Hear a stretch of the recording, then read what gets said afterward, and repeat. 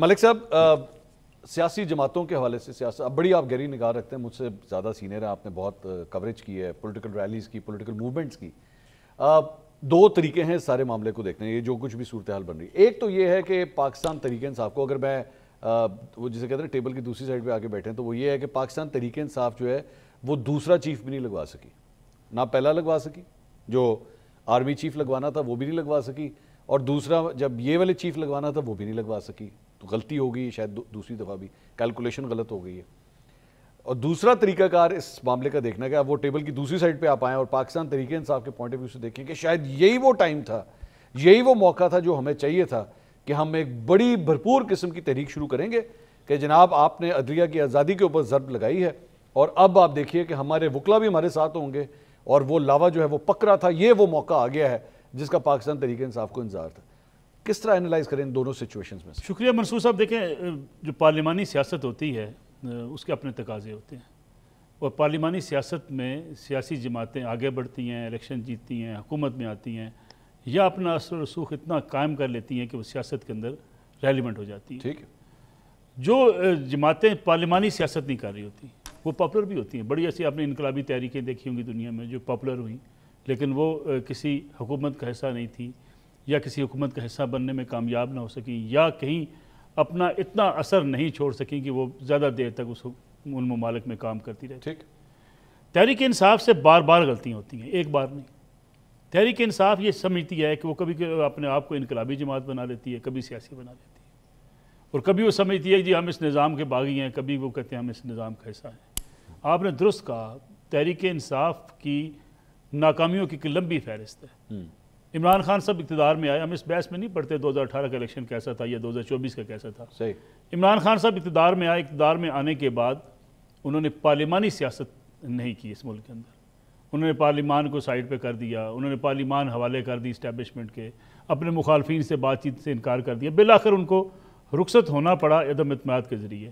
عدم اعتماد رکوانے کی انہوں نے بڑی کوشش کی کہ جو ہے وہ امریکی مداخلت کا جو ہے وہ قرارداد لے کر آ جائیں، اور قاسم سوری صاحب نے جو ہے اس کو اٹھا کے باہر پھینکا، لیکن عمران خان صاحب کو جانا پڑا. ٹھیک. اس کے بعد وہ احتجاجی سیاست کی طرف چلے گئے. انہوں نے کہا ہم آرمی چیف نہیں لگنے دیں گے، آرمی چیف لگ گئے. انہوں نے کہا نہیں، ہم اس ملک میں جو ہے ہمارے بغیر کچھ نہیں چلے گا، ملک چلتا رہا. انہوں نے کہا ہم حکومت گرا دیں گے، اسلام آباد کی طرف آئیں گے، گھیراؤ کریں گے.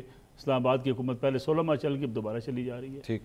اب اس موقع پہ بھی تحریک انصاف نے، مولانا فضل الرحمان نے انہیں قومی دھارے میں لانے کی، سیاست میں لانے کی کوشش کی. وہ اس کا حصہ بن سکتے تھے، اپنی باتیں بھی منوا سکتے تھے، لیکن وہ پھر اس سے باہر نکل گئے. آج دیکھیے ترامیم ہو چکی ہیں.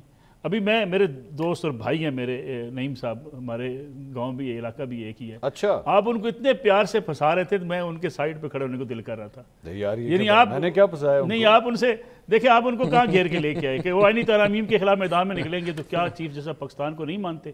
اب ان کو مانیں گے یہ چیف جسٹس؟ نہیں، وہ نہیں مانتے. مانیں گے؟ نہیں مانتے سر. انہوں نے کہا وہ کہتے ہیں جی آئینی ترمیم غلط ہے. پروسیس ہی غلط ہے. پروسیس غلط ہے، لیکن چیف جسٹس کو مانیں گے؟ نہیں مانیں گے سر. دیکھ لیجئے گا سر. انہوں نے آپ کے سامنے ساری گفتگو، انہوں نے جو گفتگو کی ہے وہ بھی ریوائنڈ کر کے سن لیجئے گا. آپ کبھی بڑی مکس طرح سے کی ہے کہ نہیں وہ بڑے اچھے آدمی ہیں، ذاتی طور پہ ان کے ہم مخالف نہیں ہیں. وہ کہتے ہیں ہم ترمیم کے مخالف ہیں. ترمیم کے نیچے وہ چیف جسٹس کی تعیناتی کو کھل کے کہہ دینا کہ ہم ان کے خلاف تحریک چلائیں گے، وہ چیف جسٹس غلط لگے ہیں، نہیں کریں گے. وہ کہہ رہے ہیں میں چیف جسٹس ان کو ہونا ہی نہیں چاہیے تھا، تو اس کا مطلب نہیں مانتے. میں گزارش کروں ان کو یہ بھی ماننا پڑے گا، اور یہ مانیں گے. یہ 4 دن دھمکیاں دیں گے، اس کے بعد ماننا شروع کر دیں گے. تحریک انصاف سیاسی میدان کے اندر اپنے آپ کو بے شک کہتی رہی ہم کامیاب ہیں.